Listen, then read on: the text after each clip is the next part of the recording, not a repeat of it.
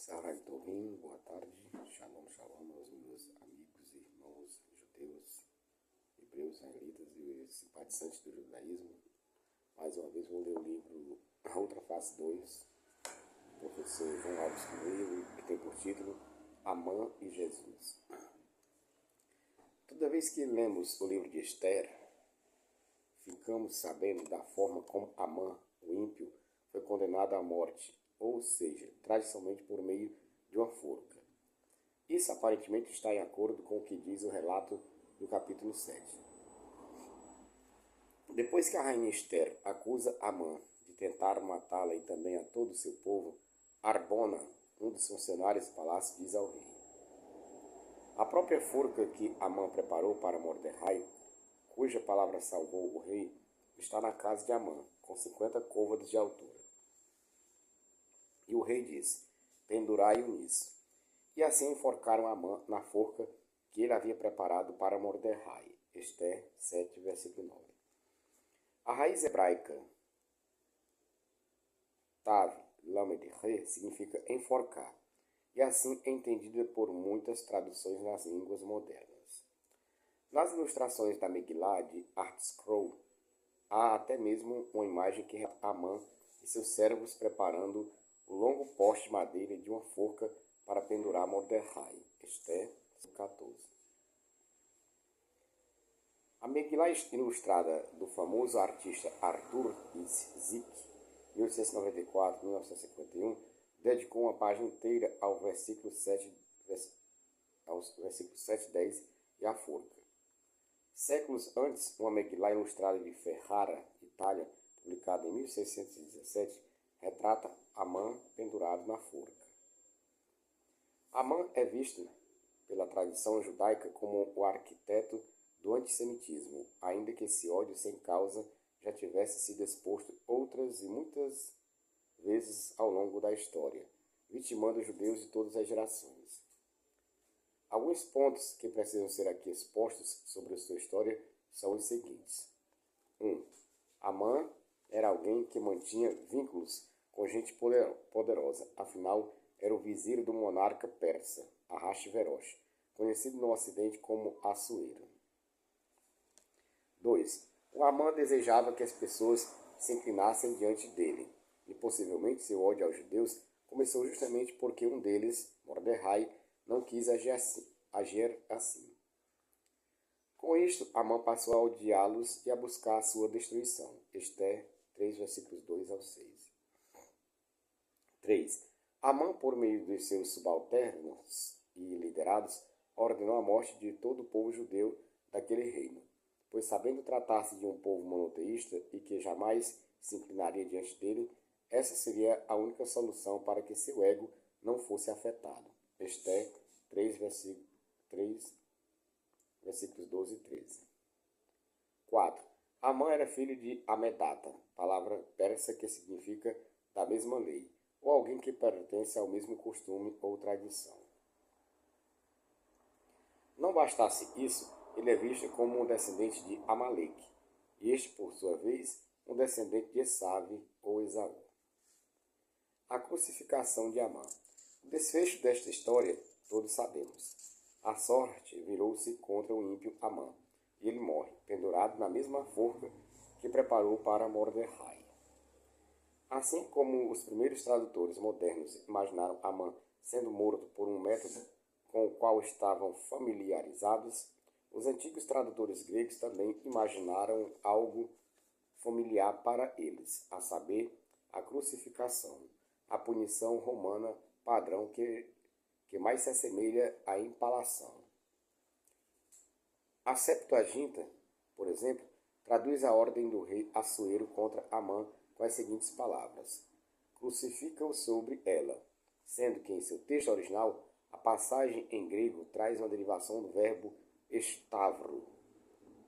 Da mesma forma, a Vulgata Latina refere-se ao poste no qual Amã e seus filhos são pendurados como patibulum, que significa cruz.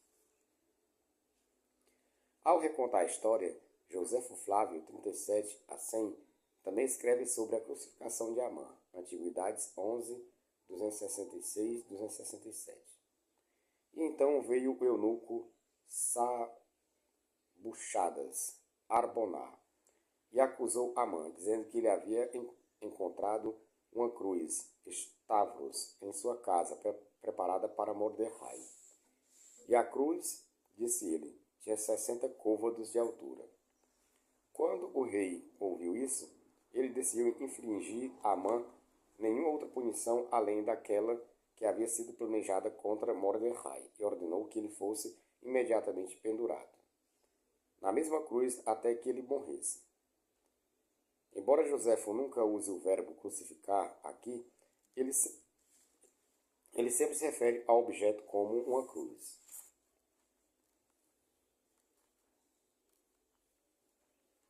Amã conversa com Jesus.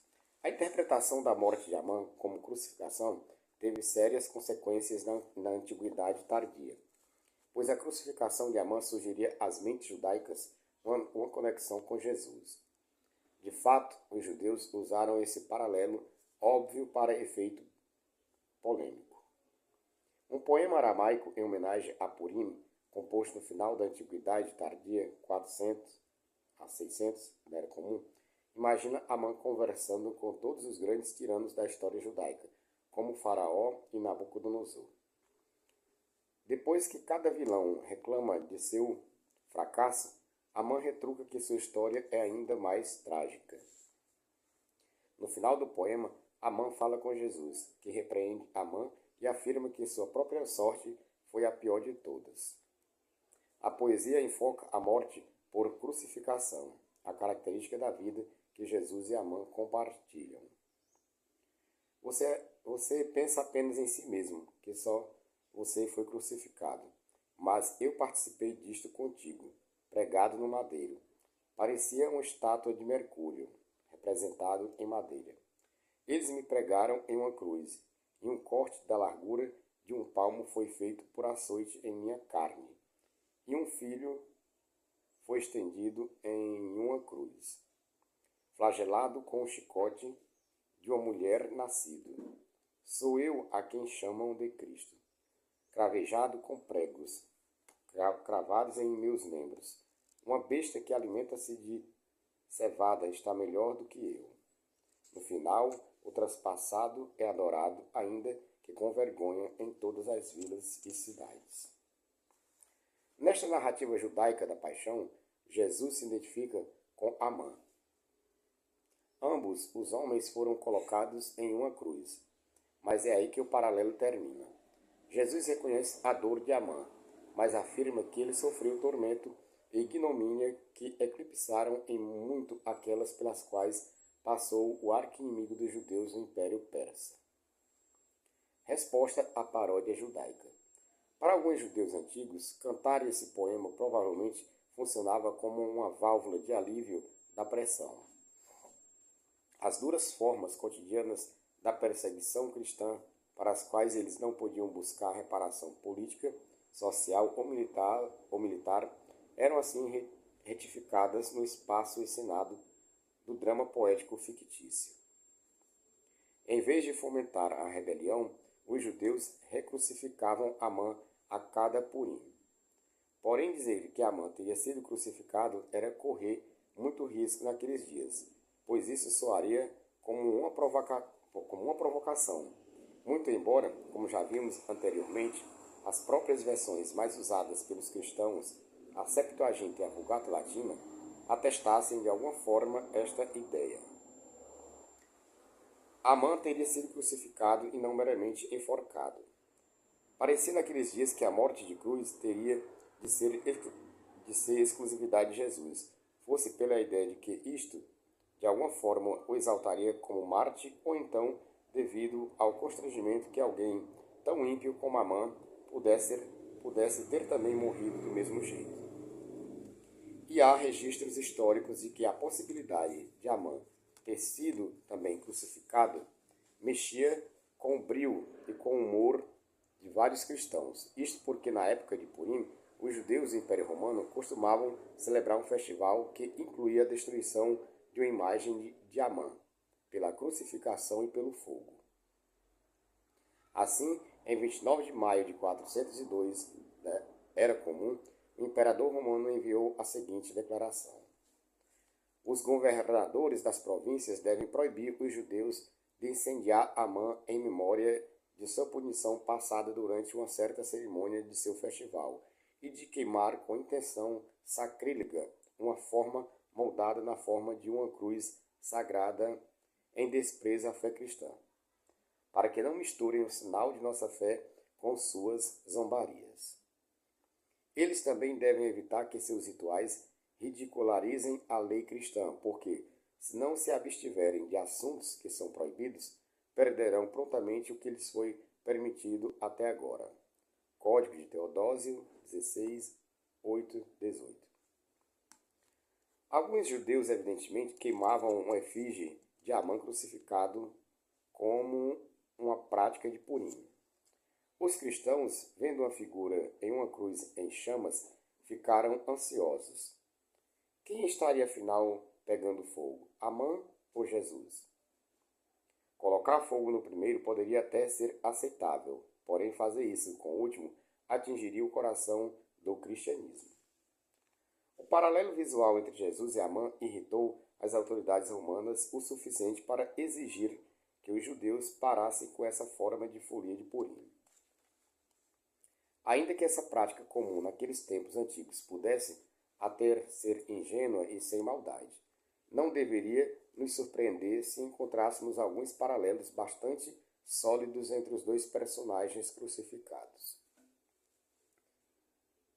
O primeiro paralelo é claro: ambos teriam sido executados da mesma forma. Ambos, aparentemente, mantinham um ego exaltado. Amã exigia que as pessoas se inclinassem diante dele. Jesus deseja ser reconhecido como uma espécie de divindade. Ambos falaram sobre a execução daqueles que não aceitassem suas pretensões. O nome do pai de Amã parece ser uma alusão a alguém que pertenceria à mesma lei, ou seja, alguém pertencente ao próprio meio ou círculo cultural religioso ao qual desejava dar um fim. Amã era descendente de Esaú, cujo nome, segundo o Rabi Dom Isaac Abravanel, seria um anagrama para Jesus. A consequência dos judeus terem observado todas essas, diríamos, coincidências entre Amã e Jesus. Entretanto, trouxe vários dissabores e catástrofes até mesmo para quem sequer as tinha notado. Reimaginar a morte de Amã como algo perpetuado numa religião estatal e que governava o mundo então, não foi lá uma ideia muito boa, afinal. Amém e amém. Espero que assista esse vídeo, dê um like, compartilhe.